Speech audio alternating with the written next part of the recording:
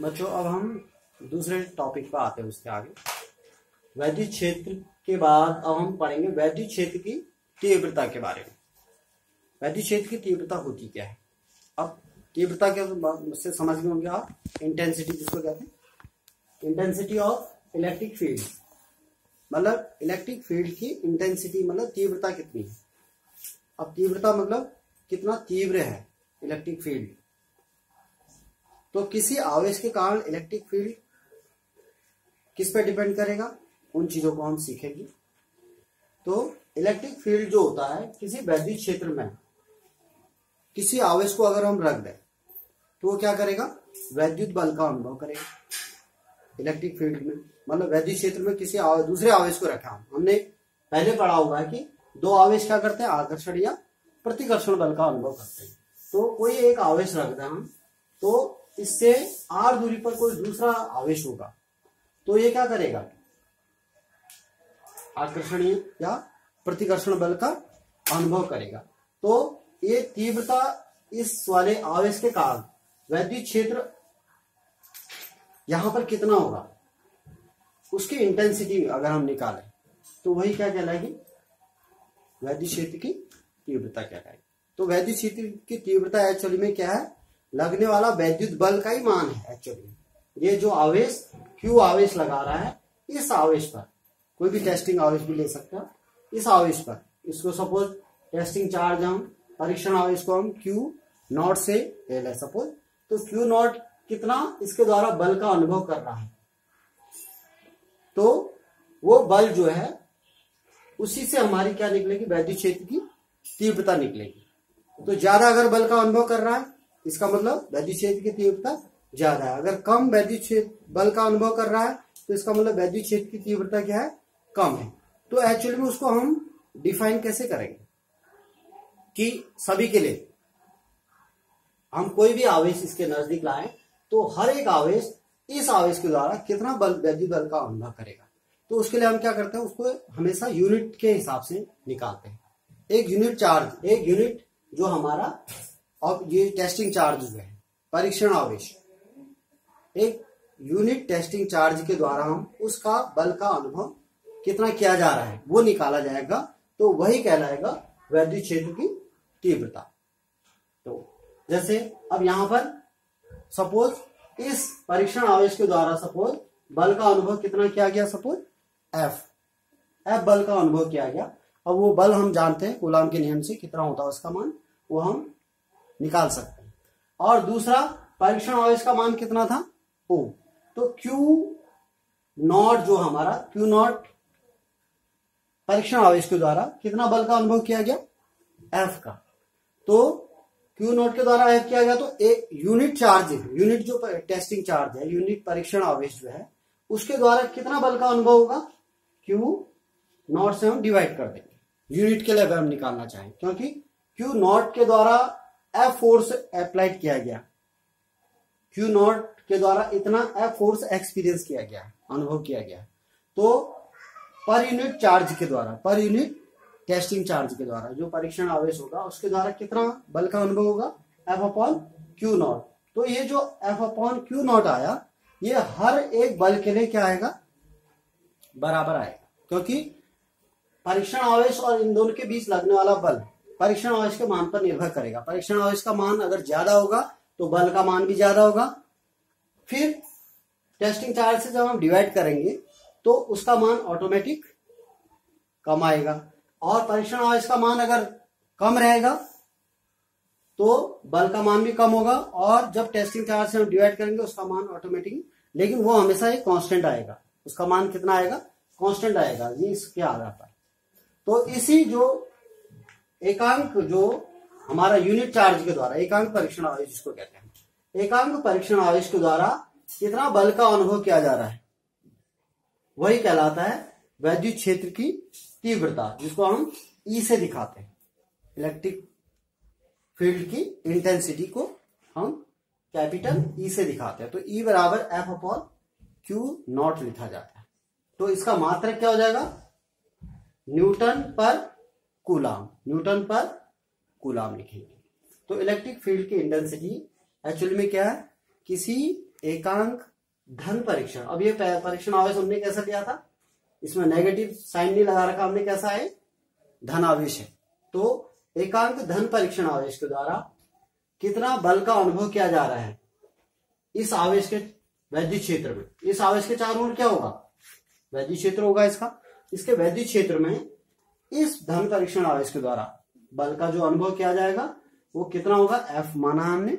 और अब एकांक धन परीक्षण आवेश के द्वारा बल का मान निकाल देंगे तो क्या कहलाएगी, इलेक्ट्रिक फील्ड की इंटेंसिटी कहलाएगी। तो वो कितना तीव्र बल है, तो तीव्रता उसकी पता चल जाएगी हमारी। तो E बराबर F/Q न्यूटन पर कूलम, ये इसका मात्रक आता है। तो इलेक्ट्रिक फील्ड की इंटेंसिटी आसान सा है, इसकी परिभाषा याद रखनी है एक तो, और दूसरा इसका सूत्र और मात्रक। कभी बीमा पूछी जाती है तो बीमा भी निकाल सकते हैं हम। बीमा एग्जाम में कभी कभी पूछ ली जाती, बीमाएं बार बार पूछी गई कि पेपरों, बोर्ड पेपरों में। तो बीमा कैसे निकलेगी, न्यूटन ऊपर बल की बीमा और नीचे किसकी, आवेश की बीमा। आवेश की बीमा कैसे निकालेंगे, बल की बीमा क्या होती है, MLT-2। ये हमेशा याद रहना चाहिए, बल की बीमा MLT-2 होती है। 11th में हम पढ़ाते हैं ये चीजें, आप बेसिक चीज हो गई। MLT-2 अपॉन यहां पर Q, आवेश की बीमा हमने कल परसों निकाली थी, L इंटू T। आसान सा तरीका है निकालने का। तो इसको जब हम डिवाइड कर देंगे तो क्या आ जाएगा, MLL, ये कितना हो गया आपका, ये दोनों AT, सॉरी आवेश की बीमा हमने LT लिखी, AT होती है, AT MLT माइनस, ये T ऊपर जाएगा तो -1 हो जाएगा, तो T-3, और A की पावर कितनी हो जाएगी, -1। तो ये बीमा आती है इलेक्ट्रिक फील्ड की इंटेंसिटी की बीमा आती है MLT-3 A-1। तो किसी भी की भी बीमा निकाल सकते हो। मैं जो भी भौतिक राशि में पढ़ा रहा हूँ सबकी बीमाएं बता रहा हूँ आपको, वैसे तो निकालना आना चाहिए क्योंकि हमने 11th में बीमा निकालना सीखा हुआ है। तो अब हम निकालेंगे किसी पॉइंट चार्ज के द्वारा, किसी पॉइंट चार्ज के द्वारा इलेक्ट्रिक फील्ड की इंटेंसिटी कितनी होगी, उसका सूत्र निकालना है। तो इसके आगे हम चलेंगे किसी बिंदु आवेश द्वारा, किसी बिंदु आवेश द्वारा वैद्युत क्षेत्र की तीव्रता।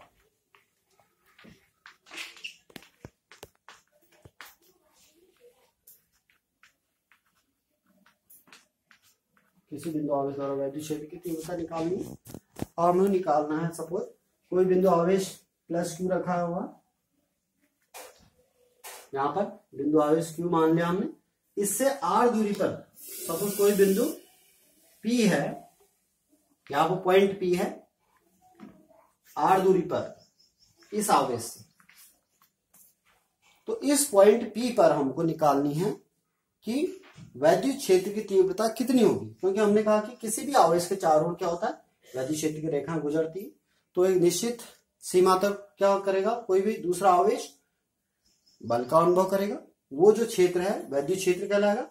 तो वैद्युत क्षेत्र के भीतर वो कितना फोर्स अनुभव करेगा दूसरा आवेश, तो वही वैद्युत क्षेत्र की तीव्रता होती है, हमने बोला था। तो वैद्युत क्षेत्र की तीव्रता निकालनी है पॉइंट P पर। तो कैसे निकालेंगे, पॉइंट P पर कोई एक परीक्षण आवेश ले लेते हैं हम, +Q0 कोई एक परीक्षण आवेश ले लिया हमने। अब इस परीक्षण आवेश के द्वारा इस पर हमको, अभी हमने पढ़ा कि बल का अनुभव किया जाएगा, जिसका मान क्या था, F जो है किससे निकलता है, अब ये वैद्युत बल है तो कूलाम के नियम से हम जानते हैं P पॉइंट पर बिंदु आवेश द्वारा जो बल का अनुभव किया जाएगा वो कितना होगा, F = 1/4πε0 के Q1 Q2 upon R²। Q1 Q2 upon R²। Q1 की जगह यहां पर क्या है, Q है, Q2 की जगह क्या है, Q0 है, और बीच की डिस्टेंस क्या है उनकी, R है। तो Q0 अपॉन R² हो जाएगा। सपोज हमने इस आवेश को हमने किसी डाइलेक्ट्रिक मीडियम में रखा गया जिसका परावैद्युतांक क्या है, के है। इसको हमने के ले लिया। अगर हम निर्वात में मानेंगे तो इस के को हटा देंगे और यहाँ पर क्या लिखेंगे, के का मान 1 होता है क्योंकि निर्वात के लिए, तो 1/4πε0 ही रखेंगे खाली। अगर डाइलेक्ट्रिक मीडियम लेंगे, अगर हम कहीं किसी माध्यम में रखा गया जिसका परावैद्युतांक के हो, तो तब हम यहाँ पर इतना लिख देंगे 1/4πε0 के Q0/r²। अब ये हमारा फोर्स एक्सपीरियंस हो रहा है इस पॉइंट P पर इस प्लस Q चार्ज के द्वारा। कौन अनुभव कर रहा है, Q0 वाला जो टेस्टिंग चार्ज है, जिसको हम परीक्षण आवेश कह रहे हैं। ये परीक्षण आवेश जो हमने धन लिया है, धन परीक्षण आवेश, इतने बल का अनुभव करेगा। तो अब Q0 जो हमारा धन परीक्षण आवेश इतना बल का अनुभव कर रहा है, तो एकांक जो धनावेश है, कितना परीक्षण धनावेश, एकांक धनावेश जितना भी बल का अनुभव करेगा, उसी को हमने क्या बोला, वैद्युत क्षेत्र की तीव्रता बोला। तो एकांक धनावेश परीक्षण आवेश धनावेश कितना करेगा फिर। अब Q0 धनावेश जो है हमारा इतना बल अनुभव कर रहा है, तो इसका मतलब एकांक कितना करेगा, इसको हम डिवाइड कर देंगे। तो यहां पर लिख रहा हूं मैं, E बराबर कितना आ जाएगा, F/Q0 से E बराबर कितना आ जाएगा, ये Q0 क्या हो जाएगा, डिवाइड हो जाएगा, तो कट जाएगा, तो क्या आ जाएगा 1/4πε0 के Q/r²। न्यूटन पर कूलाम जो आ गया, इसका मात्रक आ गया। तो इतना जो है हमारा वैद्युत क्षेत्र की तीव्रता आती है किसी भी परीक्षण आवेश के द्वारा किसी भी बिंदु पर। अब ये वैद्युत क्षेत्र जो है कैसी राशि है,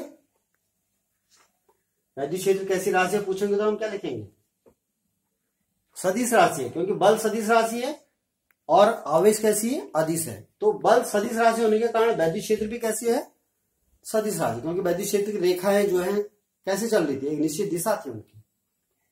तो वैद्युत क्षेत्र भी कैसी राशि है, सदिश राशि है। वैद्युत क्षेत्र की रेखाएं जो है धनावेश से बाहर की ओर जा रही है, ऋण आवेश में आवेश की तरफ अंदर की ओर आ रही है। तो आवेश की ओर आ रही है ना ऋण आवेश में, तो इसका मतलब क्या हुआ, उसकी एक निश्चित दिशा है। तो वैद्युत क्षेत्र जो है सदिश राशि है, और इसका मात्रक भी हमने बता दिया, बीमा भी बता दी, और किसी बिंदु आवेश के द्वारा किसी बिंदु पर वैद्युत क्षेत्र का मान कितना होगा, ये सूत्र E = 1/4πε0 के Q/r² न्यूटन पर कूलम होगा। Okay, thanks.